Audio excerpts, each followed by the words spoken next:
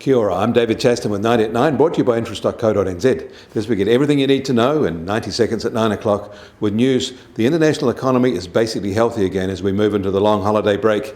First today, the new US president has announced his big infrastructure plan, a $2.25 trillion proposal and funded in part by raising the corporate tax rate and closing loopholes.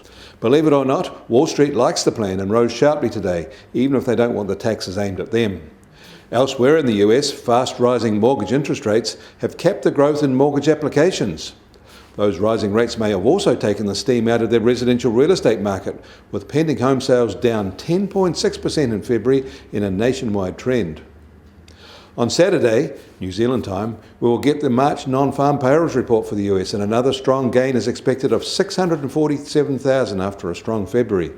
Today, expectations for the ADP employment report were high as well, up 550,000, but the actual result was slightly lower at 517,000. There were gains across the board, but especially in their services sector and especially in hospitality as they reopen. Also very positive is the Chicago PMI, which came in at its highest in nearly 3 years. In China, they reported a small but welcome improvement at their factory PMIs. A much bigger improvement was reported for their service sector PMIs. This is positive data, but compared with the rebound in the US, it is relatively tame. And South Korea reported February factory production data overnight, and there were strong month-on-month gains there too, up 4.9%, and a small year-on-year rise. The US Treasury 10-year yield is up 1 basis point today to 1.73%, and the price of gold starts today having recovered yesterday's sharp fall, up $29 to $1,714 an ounce. For the month, the gold price is virtually unchanged though.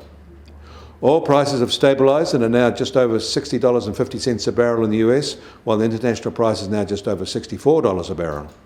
And the Kiwi dollar opens today marginally firmer at just on 70 US cents. Against the Australian dollar, we're unchanged at 91.9 Australian cents, and against the euro, we're also virtually unchanged at 59.6 euro cents. That means our trade-weighted index opens today fractionally higher at 72.7. And that means our currency devalued by 1.8% over the month of March. Kia ora, I'm David Chaston. That was 90 at 9, brought to you by interest.co.nz.